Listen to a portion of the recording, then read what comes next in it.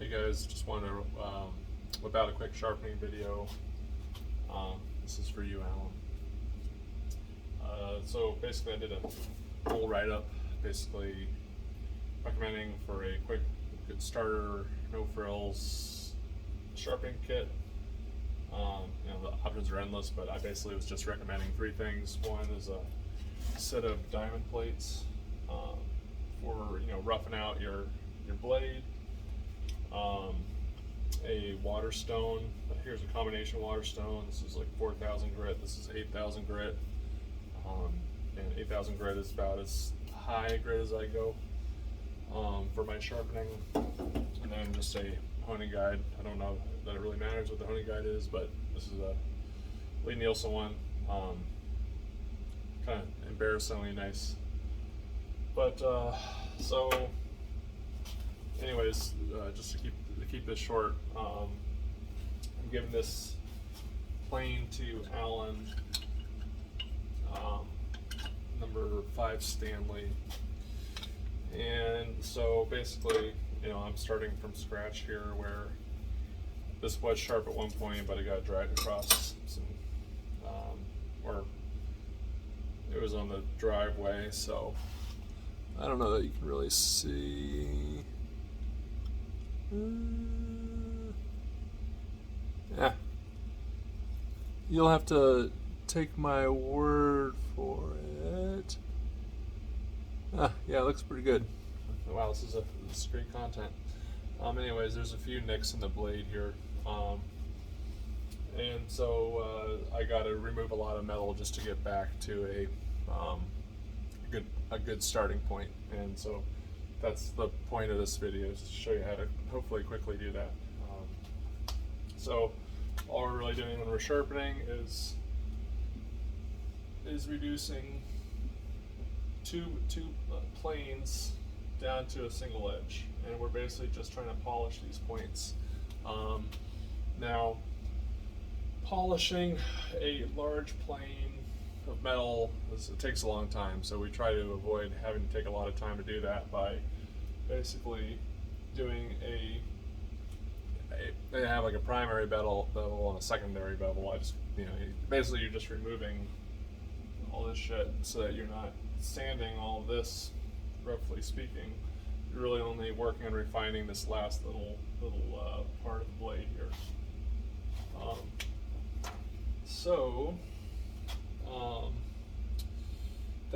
That's what I'm doing here. And so here you can see this a little bit better. All right. See how this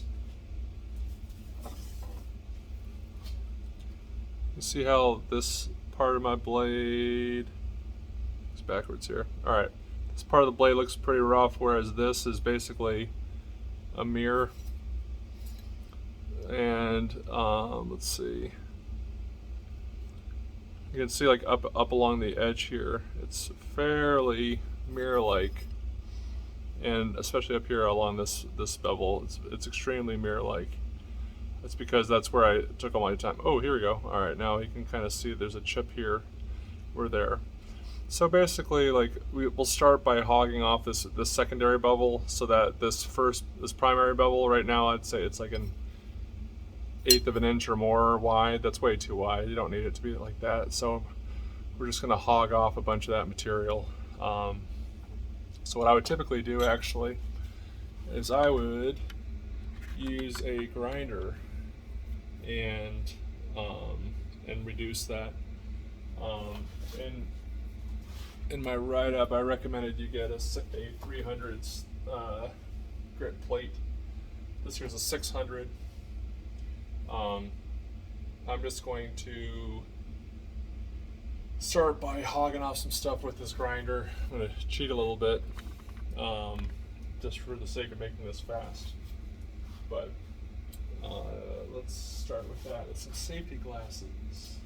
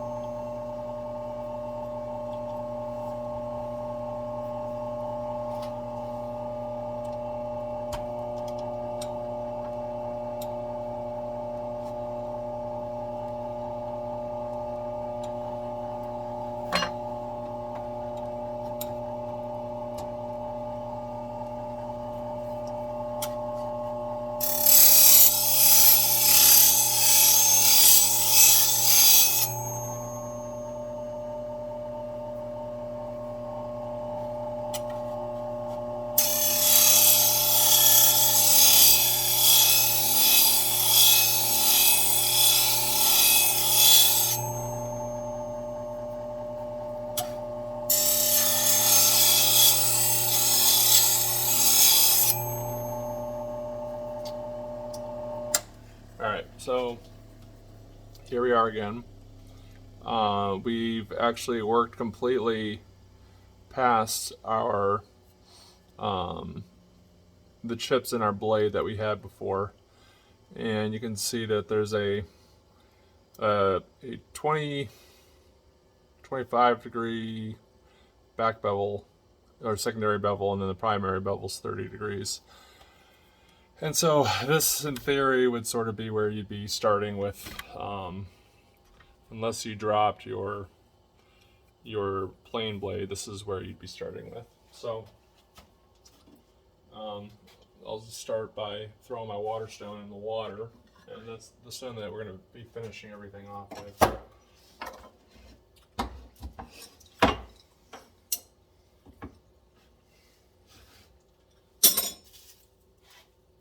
And basically the angle that you put on this plain blade is going to depend on the distance of the edge for the guide. So I'm just going to go to the 30. You don't have to have one of these, or I made this for fun, but you can just use your ruler. You know, that's I think what a normal person does.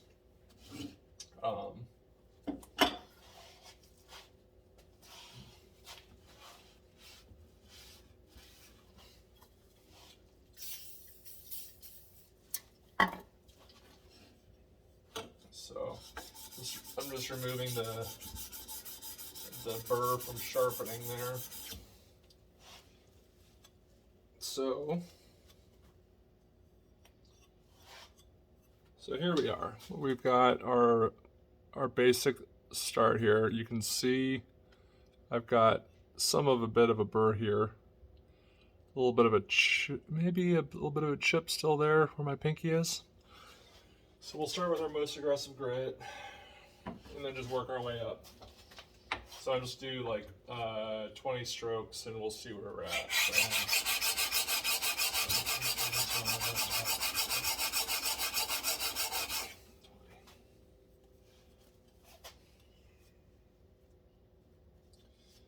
And so, I mean, hard to tell, but it is just slightly more polished. Just follow up with cleaning that back bevel on the next up grit. So any wires hanging off. So what happens is, like, you do a little bit of sharpening, and you remove something like that, and then you have just a little piece of shmoo just hanging off that edge there. Is that even showing up? Close enough, yeah. And so you need to be able to remove that for your final blade, because it's not really sharp otherwise. So refining this side of the blade will eliminate that. So I'll just come up with, again, here, 20 of here. Got lost count here. I might not even be at 20. Who cares? It's not rocket science. So again, I can feel a wire edge here. This is something that you're just going to have to feel for yourself and you know, get a feel for and learn what it means. Edge is just a little bit further refined. Looks like there's a chip there, but there is not. Move up to the next finer stone. Start with the back.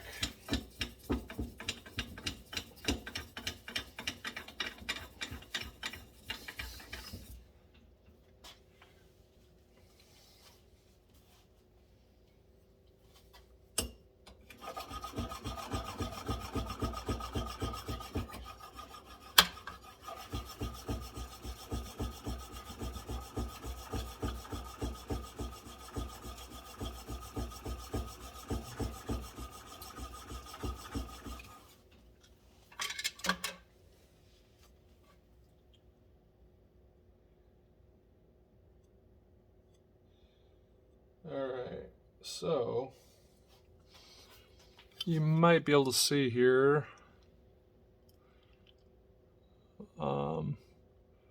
where there's just some slight like reflections here, and that is from where like the wire of some metal still attached to here is just hanging off. And you know, as you go up a grit and do the other side, that's when that stuff falls off. So essentially, it's hard to tell, but we've gone from a much rougher polish here to a much finer polish here, and that's something that would take a while scaling up if we just went straight to an 8,000 grit.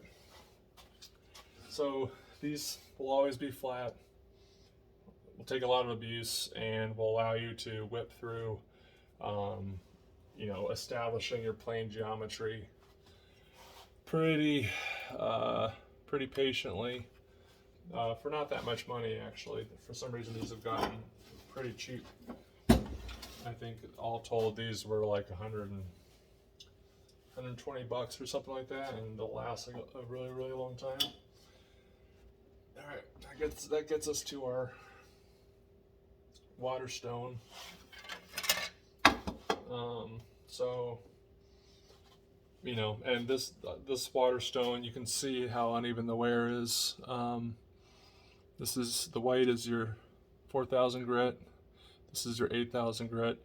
I've used this a lot for basically doing the work that I now do with diamond stones, diamond plates. The problem with these is they get dished out, they wear unevenly.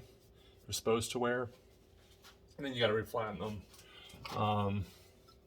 You could use this, or if you were to get a diamond stone, you could use a diamond stone to reflatten them. It doesn't matter. You really don't have to do it nearly as much if you're only doing the 8,000 bit. So if you really wanted to do bare bones sharpening, just these two tools would be all that you need to undergo your journey. So yeah, sure. Let's go ahead and just start with this 4,000 grit stone. Just gonna work our way through here. I think if I had to go, I mean, I don't know. I've done water stones. That's really all I've really done. I much prefer the feel of water stones to, you know, even like diamond plate or whatever.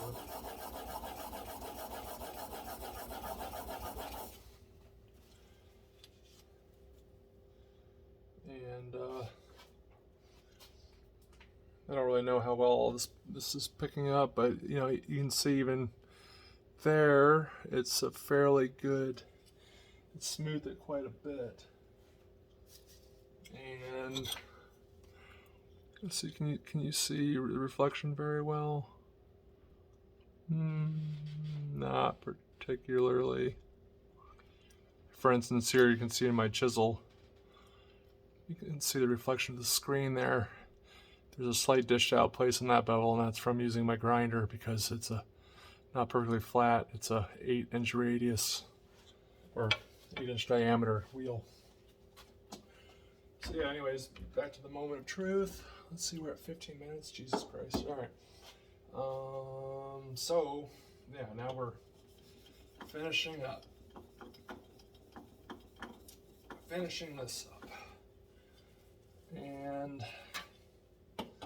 same, polishing the back, running over the bevel, even pressure. Start slow, and you do this more often, speed will come. Speed will come. And then, boom, you can see the reflection of my phone really well. That's why no matter what, like I just love these. I love these stones too. This 8,000 grit stone too much to ever really want to go away from it. It's just too good, and too fast, and it's so fast once you actually, you know, polish it up to the point where you can take an 8-inch 8,000 grit there, and I don't think, probably can't see anything, but yeah, we're shaving arm hair at that point. You'll hear it, hear the hairs popping more than anything. Now, and that's it. That's really it. It took me 15 minutes to talk about, and we went from I went from running my mouth to grinding, hogging off some material, and then spent a little extra time working through all these stones. And that was to fully reestablish. Now, if I were to do this over again, I wouldn't have nearly so large a secondary bevel, and I'll probably wind up grinding back this bevel so that this will be very thin for you to maintain, Alan, once you get this blade. And then that way, like, 5 strokes, 10 strokes or something, and you'll be done for a little while until you got to maintain that secondary bevel. And then, one day if you really want to get into it, just get a piece of leather, get some rouge, and then you can actually work on polishing your blade, stropping your blade, and that's going to get it even. That's going to get it even more polished and refined. And really, when you're going up these points, like, you're really just refining that point that these two planes end at, and making just a somewhat more durable edge. So pop this back real quick, give you the money shot real quick before we sign off. I don't know that I have anything really to plane. Well, I guess I have some basswood.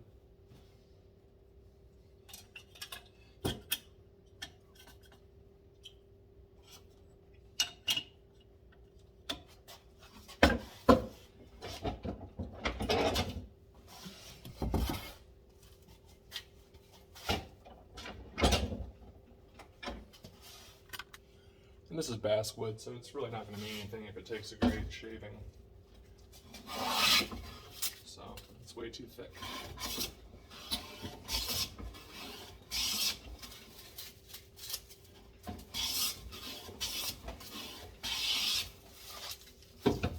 So yeah, just like that. Pretty thick shaving. Basswood's not all that hard of wood, but the point with all of this is to get you to where you can quickly, sharpen up your blade, get right back into the swing of things, and not focus on all the bullshit that is sharpening on the internet. So that's it. I'll keep it under 20 minutes. And happy sharpening. If you have any questions, post in the comments or whatever. And if you really want to know other stuff, look up David W. He's really good at sharpening, and he'll go into some metallurgy that'll blow your fucking mind. So, all right, that's it for now. Cheers.